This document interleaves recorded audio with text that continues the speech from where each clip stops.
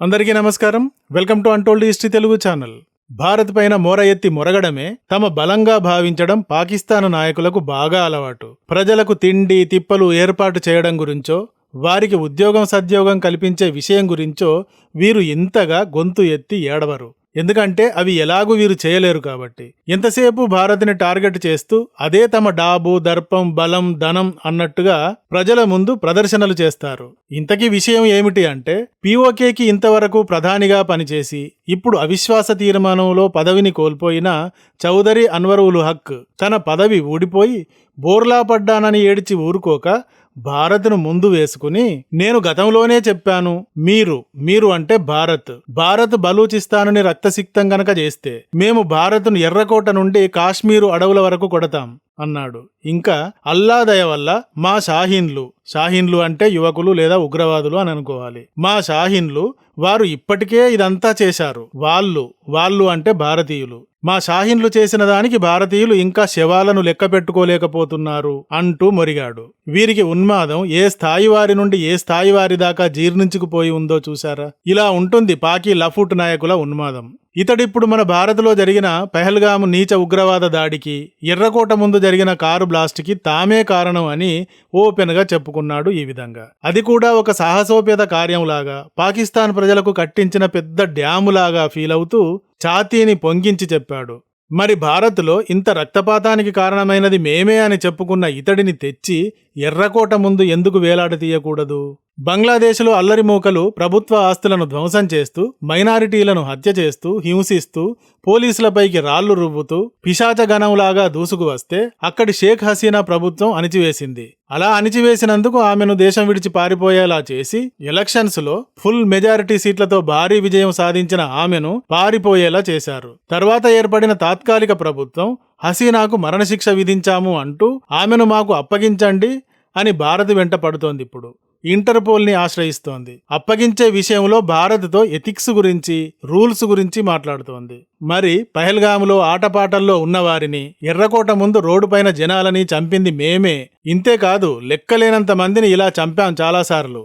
శవాలు ఇంకా లెక్క పెట్టుకుంటోంది భారత్. అది చేసింది మా వాళ్లే అని ఓపెన్ గా చెప్పాడు కదా. మరి వీడిని తెచ్చి ఎర్రకోట ముందు ఎందుకు వేలాడదీయకూడదో బంగ్లాదేశ్ చెప్పాలి. షేక్ హసీనా ప్రభుత్వం పడిపోగానే అధికారాన్ని ఆక్రమించుకున్న యూనస్ పాకిస్తాన్ చంకలోకి దూరి రెచ్చిపోతున్నాడు కదా. మరి యూనస్ చెప్పాలి. ఇలా ఉంటాయి పాకిస్తాన్ మతోన్మాదుల, బంగ్లా మతోన్మాదుల ప్రేలాపనలు. అమాయకులను హతం చేసింది మా వాళ్లే అని ఒప్పుకున్నాడు అంటే తన పదవి ఊడిపోయిన ఫ్రస్ట్రేషన్ లో అన్నాడు. ఈ పాకీలు ఎవరైనా తమని కుల్లబొడిచినా, ఎవరిపైకైనా తాము రాయి విసిరినా ఈ రెండూ తమ గొప్పే అని ప్రతి సినిమాలో సల్మాన్ ఖాన్ షర్టు విప్పి ఛాతీ చూపించినట్టుగా చూపించుకుంటారు. పీఓకే, పాక్ ఆక్రమిత కాశ్మీర్ అంటారు కదా. ఈ ప్రాంతం పాకిస్తాన్ నియంత్రణలో ఉన్న జమ్మూ కాశ్మీర్కి చెందిన కొంత ప్రాంతం. 1947లో ఇండో పాక్ యుద్ధ సమయంలో పాకిస్తాన్ ఆక్రమించిన భూభాగం ఇది. దీనిని ఆజాద్ జమ్మూ అండ్ కాశ్మీర్ అని కూడా పిలుస్తారు. ఈ ప్రాంతానికి స్వతంత్ర దేశం అన్నట్టుగా వేరే అసెంబ్లీ ఉంటుంది.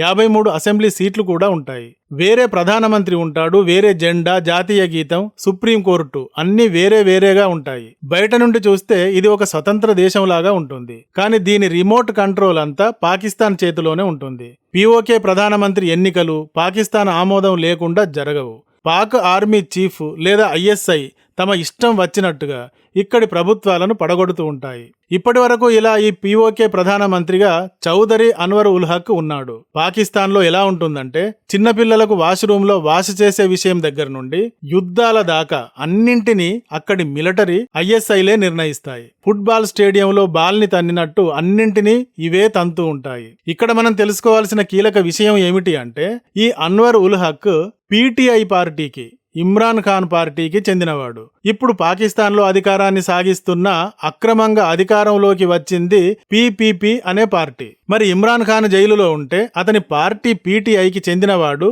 పీఓకేకి పీఎం ఏమిటి? వీడిని కూల్చేయాల్సిందే. ఇది పాక్ మిలిటరీ అండ్ ఐఎస్ఐల ఇంటెన్షన్. సో ఇది అసలు విషయం. కానీ ప్రజలకు కనబడేలాగా మాత్రం ఇతడి పైన అవిశ్వాస తీర్మానం ప్రవేశపెట్టారు. ఎందుకు అవిశ్వాస తీర్మానం అంటే కారణం ఆపరేషన్ సింధూర్. పహల్గాములో పాకిస్తానీ ఉగ్రమూకలు అమాయక హిందువులను అకారణంగా కడతీర్చిన తరువాత భారత్ పీఓకేలోని ఉగ్రవాద స్థావరాలను అన్నింటినీ లేపేసింది. ఇది ఇతడి వైఫల్యమే అన్నది పాకిస్తాన్ అంతర్యం. అయితే ఈ మాట బయటకు చెప్పడం లేదు. ఎందుకంటే నూర్ ఖాన్ బేస్తో సహా చాలా బేసులను చితక్కొట్టింది కదా భారత్ ఈ సందర్భంలోనే. మరి ఇది ఎవరి వైఫల్యం?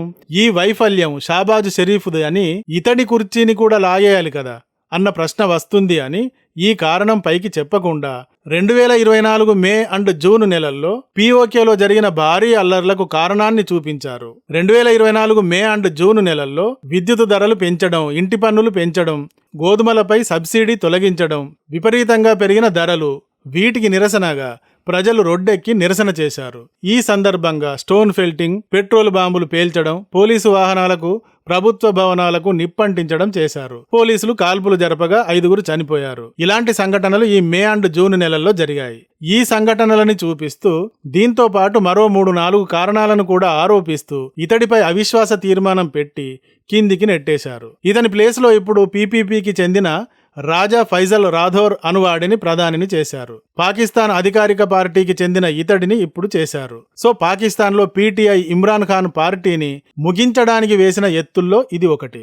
కథ ఇక్కడ ఇలా జరిగితే పీపీపీ పార్టీ, ఐఎస్ఐ అండ్ మిలిటరీలు కలిసి తన సీటు లాక్కుని కిందికి తొక్కితే ఇతడు మాత్రం భారత్పై కుయ్యోమంటూ మురిగాడు. చూశారు కదా, పాకికి చెందిన ఏ ఎనిమలైనా ఇలాగే ఉంటుంది.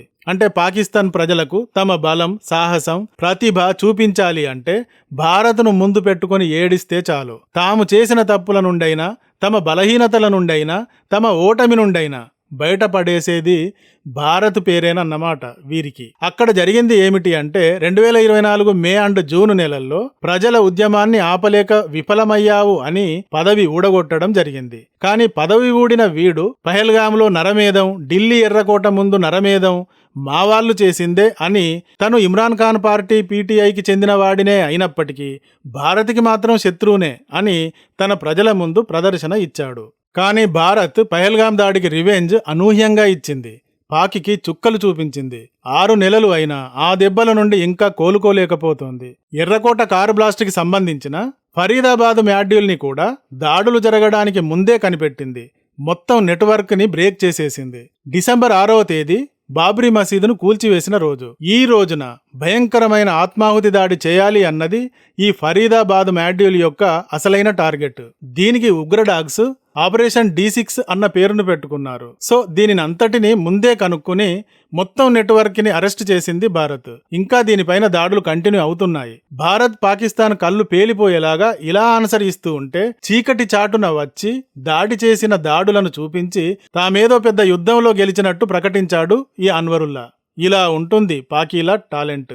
ఏమైతేనేం గాని పహల్గామ్ అండ్ మొన్న జరిగిన ఎర్రకోట కారు బ్లాస్టులు 2 తామే చేశామని మాత్రం ఒప్పుకున్నాడు. బలూచిస్తాన్లో భారత్ వల్లే దాడులు జరుగుతున్నాయి అంటూ మేము ఎర్రకోట నుండి పహల్గామ్ దాకా చొరబడి కొడతామంటూ ఇలా వాగాడు. మరి ఈ నేరానికి ఇతడిని తెచ్చి ఎర్రకోట ముందు వేలాడదీయాలి కదా. బంగ్లాదేశ్ షేక్ హసీనా భారత్లో ఉంది, మాకు అప్పగిస్తే మేము ఆమెకు ఉరిశిక్షను విధిస్తామంటూ మనల్ని అడుగుతుంది కదా. మరి ఇదే విధంగా ఈ నేరానికి ఇతడిని తెచ్చి ఎర్రకోట ముందు వేలాడదీయాలి కదా. ఈ వీడియో గాని నచ్చితే ఒక లైక్ ఇవ్వండి. అలాగే ఇంతవరకు మా ఛానల్కి సబ్స్క్రైబ్ చేసుకోనట్టయితే వెంటనే సబ్స్క్రైబ్ చేసుకోండి. ఇలాంటి వీడియోల నోటిఫికేషన్స్ కొరకు బెల్ ఐకాన్ని కూడా క్లిక్ చేయండి. Thank you for watching. జై హింద్, జై భారత్.